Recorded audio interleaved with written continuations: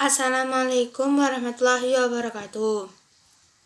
Saya Nadia Agustin dari kelas 11 IPS 1 nomor absen 23 akan menceritakan tentang salah satu kisah Nabi dan Rasul dari ke-25 Nabi dan Rasul, yaitu kisah Nabi Nuh alaihi salam. Nabi Nuh adalah nabi keempat sesudah Nabi Adam. Ia keturunan ke-9 dari Nabi Adam alaihi salam. Nabi Nuh menerima wahyu kenabiannya dalam masa kekosongan antara dua rasul. Dalam kekosongan itu, biasanya manusia cara berangsur-angsur melupakan ajaran agama Allah. Mereka kembali ke musyrik, meninggalkan kebajikan, melakukan kemungkaran dan kemaksiatan. Nabi Nuh diutus ke tengah-tengah masyarakat yang sedang menyembah berhala. Berhala itu sebenarnya adalah patung-patung buatan mereka sendiri. Menurut mereka, berhala itu mempunyai kekuatan gaib di atas manusia. Dan mereka menamakannya sesuai dengan selera mereka sendiri. Kadang mereka menamakannya sebagai Wat dan Suwa, kadang Yagut dan kadang Ya'ud dan Nasr. Nabi Nuh adalah orang yang cerdas dan sabar. Ia mengajak kaumnya untuk berpikir. Ia mengajak kaumnya untuk melihat alam semesta, ciptaan Allah, langit dan bumi, binatang dan mataharinya. Bumi dengan kekayaan yang ada di atas dan di bawahnya, berupa hewan, tumbuhan, dan air yang mengalir bergantian siang dan malam. Semua itu menjadi bukti tanda kekuasaan dan keesaan Allah. Dakwah Nabi Nuh dilakukan dengan giat pada siang dan malam, baik secara sembunyi-sembunyi maupun terang-terangan. Beliau termasuk orang yang cerdas, fasih berbicara, tajam pemikirannya, pandai berdiskusi, bersifat sabar dan tenang. Nabi Nuh diangkat menjadi Rasul ketika berusia 450 tahun dan wafat pada usia 950 tahun. Dengan demikian, Nabi Nuh berdakwah kepada umatnya selama 5 abad atau 500 tahun. Meski demikian, pengikut Nabi Nuh yang beriman hanya sedikit, yaitu kurang dari 100 orang.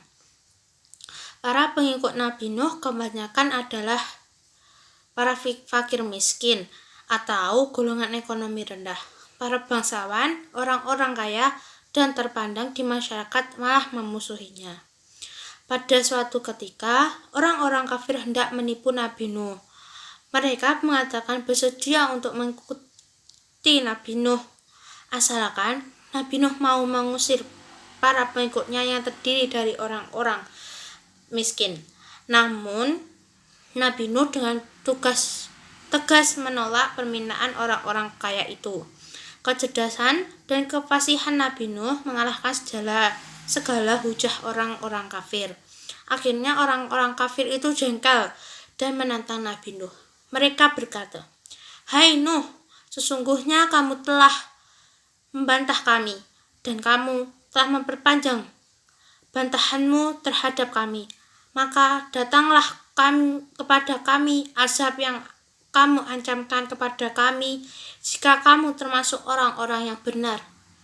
Nabi Nuh pun menjawab, "Hanya Allah yang akan mendatangkan azab itu kepadamu jika Dia menghendaki, dan kamu sekali-kali tidak akan dapat melepaskan diri. Tidaklah bermanfaat nasihatku kepadamu jika Allah ternyata hendak menyesatkanmu. Dia Tuhanmu, dan kepadanya-lah kamu dikembalikan." Demikian keterlaluannya kaum Nabi Nuh itu mengingkari ajaran Tuhan. Mereka bahkan mengejek dan menghina Nabi Nuh sebagai orang bodoh dan gila. Setelah dakwah yang disampaikan menemui jalan buntu dan pengikutnya tidak bertambah, maka Nabi Nuh mengadukan sekaumnya itu kepada Tuhan. Nabi Nuh pun berdoa, "Ya Tuhanku, janganlah Engkau biarkan seorang pun di antara orang-orang kafir itu tinggal di atas permukaan bumi. Sesungguhnya jika Engkau biarkan mereka tinggal, niscaya Mereka akan menyesatkan hamba-hambamu, dan mereka tidak akan melahirkan selain anak yang berbuat maksiat sangat kafir. Allah mengabulkan doa Nabi Nuh. Allah memberi petunjuk agar Nabi Nuh membuat kapal yang sangat besar dengan perahu. Dengan perahu itu, Nabi Nuh dan kaumnya yang beriman akan selamat. Sedangkan kaum yang ingkar akan tenggelam dengan banjir yang sangat besar, sehingga tak seorang pun dari mereka yang akan selamat. Semua akan binasa. Selain Nabi Nuh dan pengikutnya membuat kapal di atas bukit, kaumnya yang ingkar mengolok-olok dan mengejeknya. Lihat Nuh, semakin gila saja. Masa kemarau panas begini membuat perahu di atas bukit lagi. Sungguh dia sudah miring otaknya. Di antara mereka bahkan ada yang membuang kotoran di dalam kapal yang belum selesai dibuat. Namun akibatnya perut mereka yang buang kotoran itu sakit. Tak seorang pun yang bisa dapat menyembuhkannya. Dengan merengek-rengek mereka meminta Nabi Nuh untuk mengobati. Nabi Nuh hanya menyuruh mereka membersihkan kotorannya di atas kapal. Sesudah itu, mereka pun sembuh dari sakit perutnya. Sesuai dengan wahyu Allah, Nabi Nuh mengajak kaumnya untuk memasuki kapal yang telah selesai dibuat. Nabi Nuh juga membawa berbagai pasang binatang dalam kapal itu. Tidak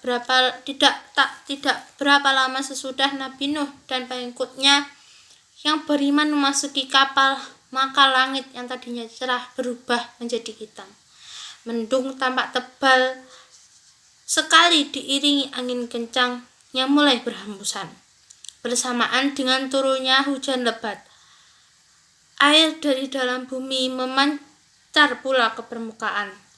Hujan turun dengan lebatnya, belum pernah ada hujan turun selebat itu. Bagikan dicurahkan dari atas langit. Rumah-rumah mulai terendam air, angin kencang dan badai menambah kepanikan semua orang. Dari kejauhan, Nabi Nuh melihat seorang putranya, yaitu Kan'an, sedang berlari-lari menuju puncak bukit. Nabi Nuh memanggil anaknya itu. Hai anakku, kemarilah. Naiklah ke kapalku, maka kau akan selamat. Tidak, aku akan berlari ke atas bukit sana. Aku pasti akan selamat. Anakku, pada hari ini tidak seorang pun dapat menyelamatkan diri dari azab Allah. Tapi Kan'an dengan sombongnya terus berlari. Ia tak menghiraukan panggilan ayahnya. Ia mengira banjir itu hanya bencana alam biasa yang segera reda. Maka ia terus berlari mendaki puncak gunung. Memang Kan'an tidak mau mengikuti ajaran Nabi Nuh. Ia lebih suka hidup bersama orang-orang kafir, karena itu ia tak mau menumpang kapal Nabi Nuh. Nabi Nuh merasa tersenyum, sedih, dan berduka. Bagaimanapun, Kan'an adalah putranya sendiri. Maka ia berdoa kepada Allah agar Kan'an diselamatkan. Namun Allah menolak permintaan Nabi Nuh, sebab Kan'an itu walaupun putra Nabi Nuh sendiri, ia anak yang durhaka, tidak mau beriman. Berdasarkan suatu riwayat, kapal yang membawa Nabi Nuh dan para pengikutnya itu berlayar selama 40 hari. Sesudah itu, banjir mereda. Kapal Nabi Nuh terdampar di puncak gunung yang disebut Gunung Jodi. Ternyata zaman sekarang yang dimaksud Gunung Jodi itu adalah wilayah Turki. Para ilmuwan telah menemukan fosil kapal Nabi Nuh tersebut. Dengan demikian, agama bukanlah dongeng belaka. Agama adalah keyakinan yang benar. Cerita tentang para nabi dan rasul adalah benar. Nabi Nuh dan pengikutnya diperintahkan turun dari kapalnya. Demikian pula beraneka pasang binatang yang ada di dalam kapalnya. Dengan demikian, binasalah orang-orang kafir yang menentang Nabi Nuh. Hanya para pengikut Nabi Nuh yang hidup dan menempati bumi sebagai penghuninya. Sekian cerita dari saya, ada kurang lebihnya saya mohon maaf. Wabillahi taufiq wal hidayah, waridwan inayah. Wassalamualaikum warahmatullahi wabarakatuh.